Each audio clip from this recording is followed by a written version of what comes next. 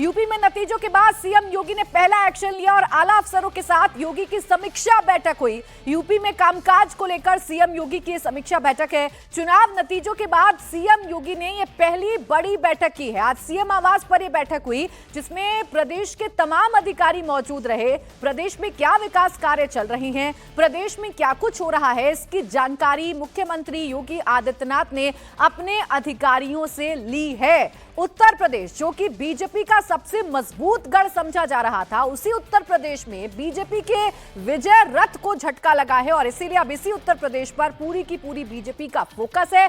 सबसे बड़ी बात यह है कि नई सरकार का गठन करना है और इस नई सरकार के गठन में कौन से चेहरे होंगे जिन्हें जातियों के हिसाब से सेट किया जा सकता है, इस पर भी सभी की निगाहें इस वक्त टिकी हुई हैं। यूपी में नतीजों के बाद सीएम योगी आदित्यनाथ ने पहला एक्शन लिया, अधिकारियों के साथ बैठक की। आज मुख्यमंत्री दिल्ली भी आ रहे हैं और जब मुख्यमंत्री दिल्ली आएंगे तो चर्चा उत्तर प्रदेश को लेकर होगी। आप ये समझिए कि यूपी में नतीजों के बाद एकदम क्लियर हो गया कि मुख्यमंत्री योगी आदित्यनाथ पूरी तरीके से सेफ है, उनकी कुर्सी पर कोई खतरा नहीं है। ये बात मैं इसलिए कह रही हूं क्योंकि कंफ्यूजन विपक्ष की तरफ से फैलाने की कोशिश की गई। ये बार बार बताया गया कि अगर केंद्र में मजबूत सरकार बनती है बीजेपी की तो मुख्यमंत्री योगी आदित्यनाथ पर खतरा हो सकता है। ये नैरेटिव भी काम किया। हालांकि हम कह रहे हैं कि मुख्यमंत्री योगी आदित्यनाथ उत्तर प्रदेश के सीएम बने रहेंगे, ये क्लियर कट मैसेज बीजेपी ने भी देने की कोशिश की थी। इसके पीछे 4 फैक्टर नजर आते हैं।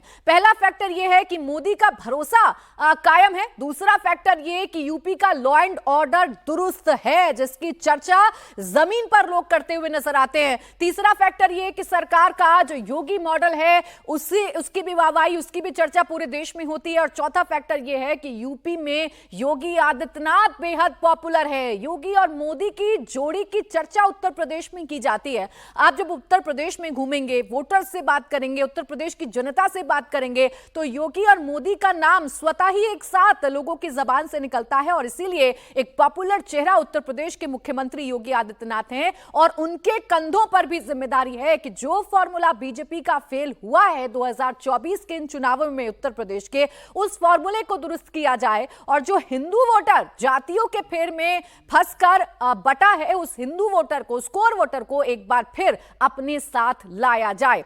अब देखिए, बात हम उत्तर प्रदेश में बीजेपी के गठबंधन की कर रहे थे, सहयोगी दलों की कर रहे थे, जिन पर भरोसा था कि वो जातियों के इस चक्कर को तोड़ने में कामयाब रहेंगे। इस पर अब संजय निषाद का बयान सामने आया है। संजय निषाद कह रहे हैं कि सरकार के काम को लोगों तक पहुंचाने में हम नाकामयाब रहे। अति आत्मविश्वास भी खराब प्रदर्शन की एक वजह है। आरक्षण के मुद्दे को विपक्ष ने भुनाया और यही हमारी हार का कारण रहा है।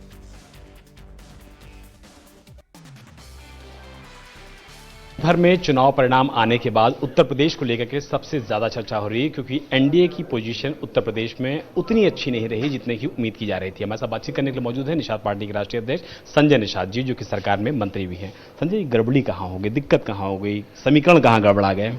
मैं तो प्रधानमंत्री को बधाई दूं तीसरी बार, जिसकी वजह से मैं एनडीए के साथ आया था कि तीसरी बार प्रधानमंत्री उन्हें बनाना है, तो बनाया, कामयाब मिला। अब हार जीत जो है वो राजनीति का एक हिस्सा है। निश्चित रूप से हम लोग अच्छे काम किए थे, उसको समझाने में नाकामयाब रहे। समीक्षा होगी कैसे हम कामयाब होंगे उसको।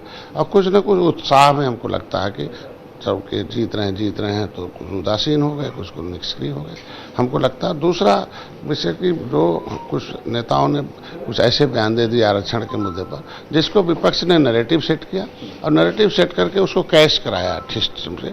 और नॉन जाटो जितने भी दलित थे 23% में, उनको उन लोगों ने मूव करा लिया और पिछड़ी जातियों में भी मूव करा कर उन लोगों ने इसका लाभ उठाया। इसके वजह से आ गया। और कुछ टिकट उकट जिसको नहीं मिला था उन लोगों ने उदासीनता और निष्क्रियता दिखाई। इसके वजह से ही 2-3 हमको लगता है।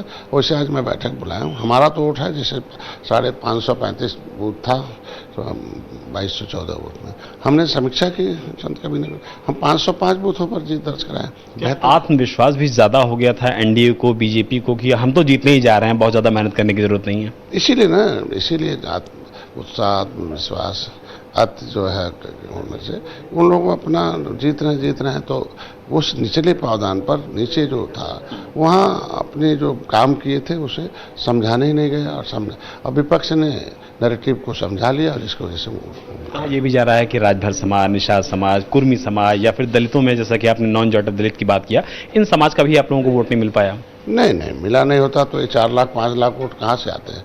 ऐसा थोड़ी है कि जो 90,000 50,000 वोट से आ रहे हैं तो वो कुल वोट निषादों का, राजभर का। उसमें बूथ देखिए ना, हमारे परसेंटेज कितना है। हम अगर हमारी आबादी 18% है तो 18% बूथ हमारा हुआ ना, तो बाकी बूथ किसके हैं? तो ये तो चूंकि कमज़ोर समुदाय है तो इसको लोग ऐसे ही बदनाम करते रहते हैं।